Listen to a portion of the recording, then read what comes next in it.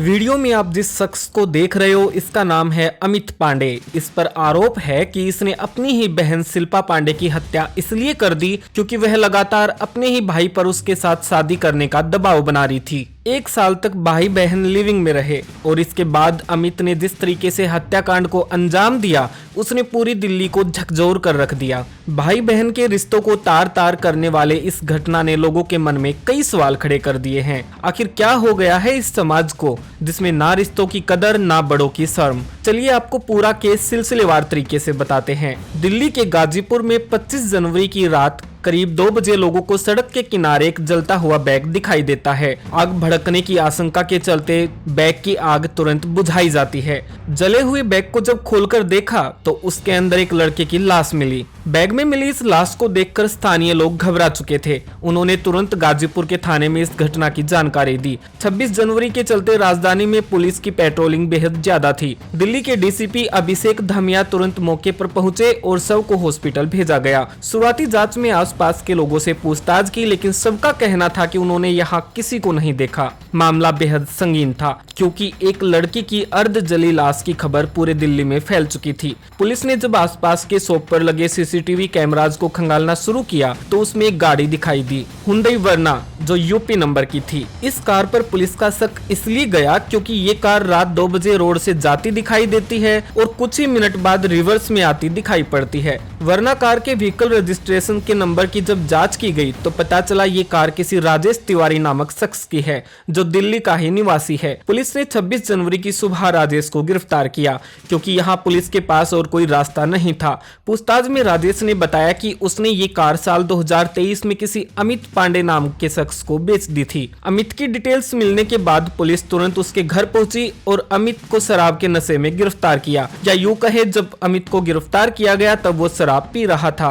गिरफ्तारी के 5-6 घंटे बाद जब उसका नशा हल्का हुआ तो पुलिस ने रात 8 बजे पूछताछ शुरू की, जिसमें उसने जो खुलासे किए वो सुनकर पुलिस वाले भी हैरान हो गए। पूछताछ में अमित ने जो कहानी सुनाई वो इस प्रकार है। 2023 में गुजरात का रहने वाला अमित पांडे कैब ड्राइवर का काम करने के लिए दिल्ली आता है। वह रेंट पर एक घर लेता है जहां दिन में कैब चलाता और रात को आराम करता।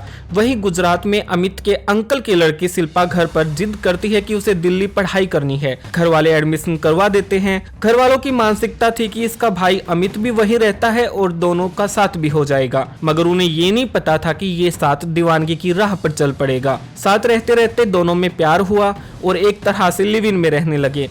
घर वाले इस बात से अनजान थे। करीब 2 साल तक साथ रहने के बाद शिल्पा अपने ही भाई अमित से शादी करना चाहती थी। हालांकि ये अमित के लिए मुश्किल की घड़ी थी। वो प्यार तो करता था मगर शादी के लिए बिल्कुल भी तैयार नहीं था। शिल्पा और अमित के बीच अक्सर इस बात को लेकर झगड़ा भी होता, मगर शिल्पा अपनी जिद पर अड़ी थी कि शादी करेगी तो सिर्फ अमित से। शिल्पा का लगातार झगड़ा करना और शादी के दबाव ने अमित को कहीं ना कहीं ट्रिगर कर दिया। उसके बाद उसने ठाने की क्यों ना शिल्पा को ही ठिकाने लगा दिया जाए। इसी मानसिकता के साथ 25 जनवरी की रात जब शिल्पा सो रही थी तो रस्सी से गला दबाकर उसकी हत्या कर दी। अब चुनौती थी कि लाश को ठिकाने कैसे लगाए। रात के 11 बज चुके थे। तभी अमित के मन में ख्याल आया कि क्यों ना लाश को दिल्ली से दूर कहीं सुनसान जगह फेंक दिया जाए। वो जगह देखने के लिए घर से निकला तो उसने पाया कि 26 जनवरी के चलते हर जगह पुलिस की सख्ताई हो रखी है। जगह जगह आने जाने वाली गाड़ियों को चेक किया जा रहा है। इस हिसाब से अगर देखा जाए तो लाश को दिल्ली से बाहर ले जाना नामुमकिन काम था, या यूं कहे फंसने का खतरा ज्यादा था। उसने फिर एक प्लान बनाया और उसी प्लान के तहत घर आता है और एक बैग में शिल्पा की लाश को पैक करके अपनी वर्ना कार की डिग्गी में डालता है और निकल पड़ता है रात के अंधेरे में शव को ठिकाने लगाने। 1 घंटे का सफर तय करने के बाद दिल्ली के ही एक सुनसान रोड पर बैग को फेंक देता है। करीब 100 मीटर निकला ही था तभी उसे एक पेट्रोल पंप दिखाई देता है। अब उसके मन में आइडिया आता है कि क्यों ना डीजल या पेट्रोल लेकर अगर लाश को जला दे, यानी कि उस बैग को जला दे तो वो पकड़ में भी नहीं आएगा। पेट्रोल पंप पर एक बोतल में 150 रुपए का डीजल डलवाता है और कार को रिवर्स गियर में पीछे की तरफ लाता है। रोड के किनारे पड़े बैग पर डीजल डालता है और आग लगाकर वहां से फरार हो जाता है। पूरी कहानी सुनकर पुलिस वाले भी शॉक थे कि अब उनके घर वालों को कैसे बयां की जाए ये पूरी बात। 27 जनवरी को गुजरात में शिल्पा और अमित पांडे के परिवार को मामले की पूरी जानकारी दी जाती है। इधर घर वालों का रो रो कर बुरा हाल। कायदे से देखे तो इस दीवानगी में परिवार के 2 लोग गए, एक लड़की और एक लड़का, क्योंकि जिसने हत्या की है वो भी एक तरीके से मर ही गया। गया, रहना तो उसे अब जेल में ही है। और ये देखने वाली बात रहेगी कि कब तक हमारी कानून व्यवस्था उसे जेल की सलाखों के पीछे रखती है। भाई बहन के रिश्तों को तार तार करने वाली इस घटना पर आपकी क्या राय है, कमेंट करके अपनी प्रतिक्रिया जरूर दें ताकि लोग आपके कमेंट को रीड करें। धन्यवाद।